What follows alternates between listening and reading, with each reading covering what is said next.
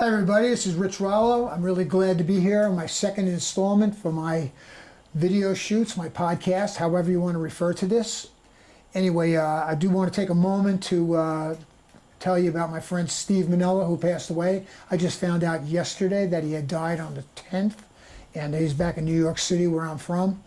And I've been friends with that guy for many, many years. We've been to countless concerts together. And he was a record collector like myself, and we'd spar over who knew how much more of the silly nonsense that we've committed ourselves to in our lives. Anyway, so a wholeheartedly dedication to my friend Steve and his family. May he rest in peace, my brother.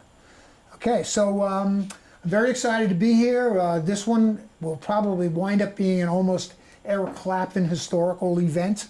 And Clapton was one of my greatest heroes in my whole time as a guitarist and as a record fan. And so I'm going to talk a little bit about some of the stuff that he's on. I have a few of the records, and I have a couple of guitars from my collection that kind of go along with all that stuff. Anyway, the first thing is that pretty much everybody knows these days that Clapton was a guitar player in the Yardbirds. He actually wound up in the Hall of Fame, the Rock and Roll Hall of Fame, for being a member of that band. He was one of many, of course, Jeff Beck and Jimmy Page also being from that band. So anyway, the Yardbirds recorded one album with Eric Clapton, and unfortunately that album is out on loan, the one from my collection. I don't have it here with me, but that was called 5 Live Yardbirds. I remember exactly where I was when I bought it. I was at Record Spectacular on Steinway Street off of 30th Avenue. If anybody's from Astoria, they would know that address. Anyway, I remember finding it in a bin. They used to have a bin of import records, and I got it there. So that was the only album that he made, and it was not released in this country. But this album is a release from this country many years later, and this has got 2 albums that were recorded with Eric Clapton, but they were not out at the time. This one says 1963, and this one was a live album with Sonny Boy Williamson, and there are many stories about that when Clapton got to play with Sonny Boy and he was so intimidated and all that kind of stuff. There's some great interview information about that. You can look it up on YouTube, of course. So the Yardbirds were starting to move in a more commercialized direction. They recorded the song For Your Love, which Clapton does play guitar on. On the B side of that record, there's a song called Got to Hurry, which is an instrumental, and it does feature Eric Clapton, and he did write that song. However, their manager, Giorgio Gomeleski, talked him out of putting his name on that. So there are, if you look at the record, if you find a copy of that 45, it does not say Eric Clapton anywhere on that. And in this country, we didn't know any of that. That was all stuff that I learned later on, and when I became a disciple, so to speak, of Eric Clapton. Anyway, the first really big album that Clapton was on was John Mayall and the Blues Breakers, featuring Eric Clapton. And this album is referred to as the Beano album. You see Clapton sitting here reading this newspaper comic, which was in England. I remember seeing it as a kid. I had a lot of Beano copies when I was a kid. And this is actually a British Decca album. It did come out in this country, but not on the Decca label. It came out on London in the United States. Anyway, this is a fabulous album. A lot of people think it's the best album Eric Clapton ever played on. He set the tone and the mood for that blues guitar playing that drove everybody crazy, and everybody tried to emulate and copy over the years since. On the back of the album, there's a picture of Clapton with his Marshall, his 50-watt Marshall combo amp, which I have never played through. I've never been lucky enough to have one. I did run out one of these days, laughed at that, and buy myself a 100-watt Marshall stack, but it was nothing like that 50-watt. It was the best. And he's sitting there and he's playing a Les Paul. And I can remember the first time I saw that picture, I had no idea that that was a Les Paul, because it's the back of the guitar. It's hard to see. Anyway, that guitar was referred to as the Beano Les Paul, and it was stolen.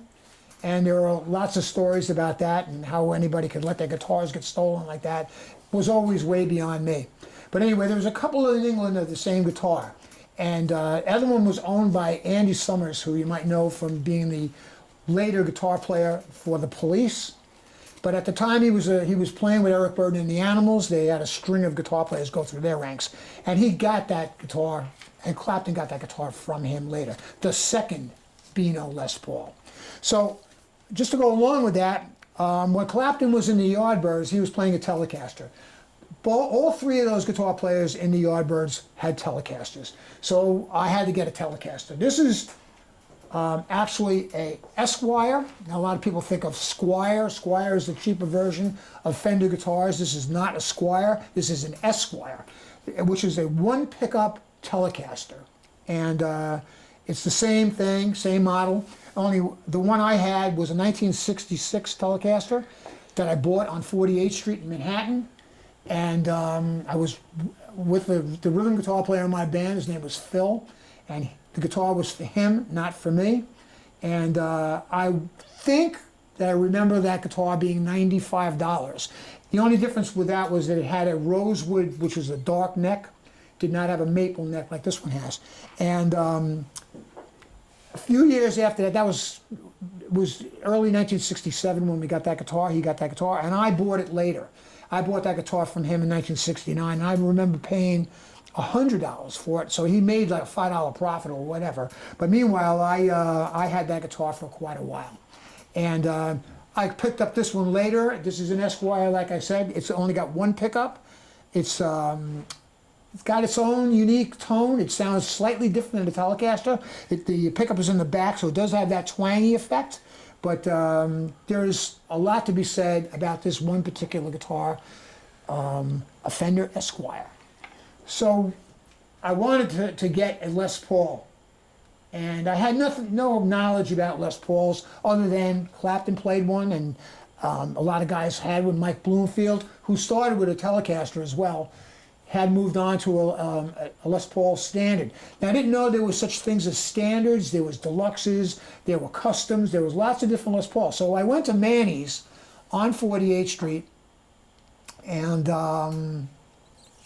I digress. I have to go back a little bit, because before that, we had heard Fresh Cream. In fact, even before that, Eric Clapton, after he left John Mayall's band, formed a band called the Powerhouse, Eric Clapton's Powerhouse. And he formed that band with a couple of really greats. Steve Winwood, who was in the Spencer Davis group at the time, and his drummer was Pete York, a great drummer, and highly underrated and underappreciated. And so those two guys, along with two guys from the Manfred Mann band, who were famous for Do Wah Diddy, and the two guys from that band was Paul Jones on lead vocals and harmonica, and Jack Bruce on bass guitar. A lot of people don't know that Jack Bruce had played with Manfred Mann. He's only on one record by those, one famous record, which is Pretty Flamingo. And anyway, they made this album, and this album was pretty hard to find. This is a compilation of different people on the Elektra label. The Doors came out later in 1967 on the Elektra label. But this album has a bunch of different acts. It's got the Lovin' Spoonful, it's got the Paul Butterfield Blues Band, and it's got Al Cooper, who was in the Blues Project and later formed Blood, Sweat, and Tears. And, of course, 3 songs by the Eric Clapton Powerhouse. So these are pretty rare. You can find this album. I remember when I first got it, and I couldn't believe how lucky I was to find it in a store. And they actually do Crossroads on this. It's an earlier version, and of course everybody knows the Cream version of Crossroads. So after that band broke up, Jack and Eric formed a little band called Cream. And this is their first album, Fresh Cream. This is the American version. I said on my last podcast how about some British albums with different songs, even different takes than the American ones. This album has I Feel Free, which was their big single in England, not a hit here in America, and that song was not included. The first song that I heard by Cream was on FM radio, and it was on it was a brand new format that they had created, and it was an instrumental called Cat Squirrel, which is on that album. And the other song I heard was Toad, which was a famous drum solo by Ginger Baker, and they were both instrumentals. So I had this idea in my head that, like the Ventures, the Cream was an instrumental band, which of course they were not. They had two great singers in that band. They had Jack Bruce, who was one of my all-time favorite singers, and Clapton sang as well.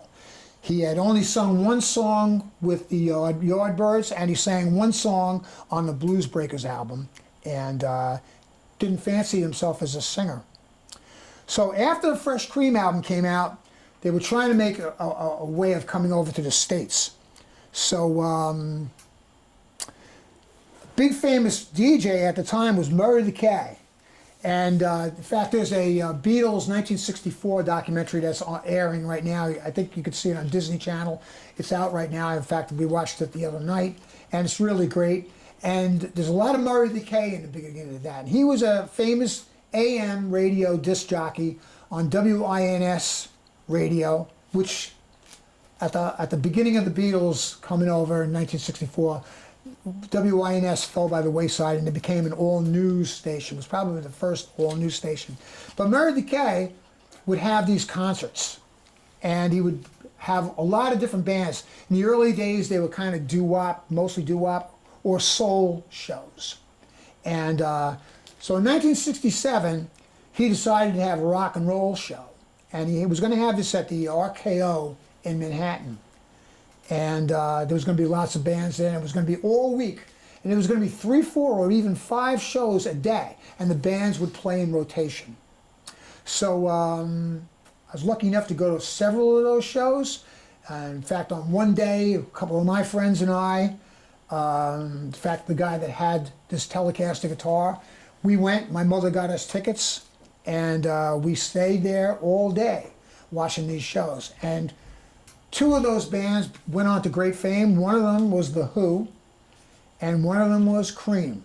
And that was the first time that I got to see both of those bands. The Who, of course, Keith Moon was still alive in those days.